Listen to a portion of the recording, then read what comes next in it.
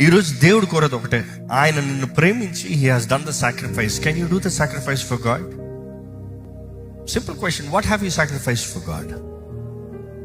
ఏంటి అది మీరు దేవుని కొరకు త్యాగం చేసింది?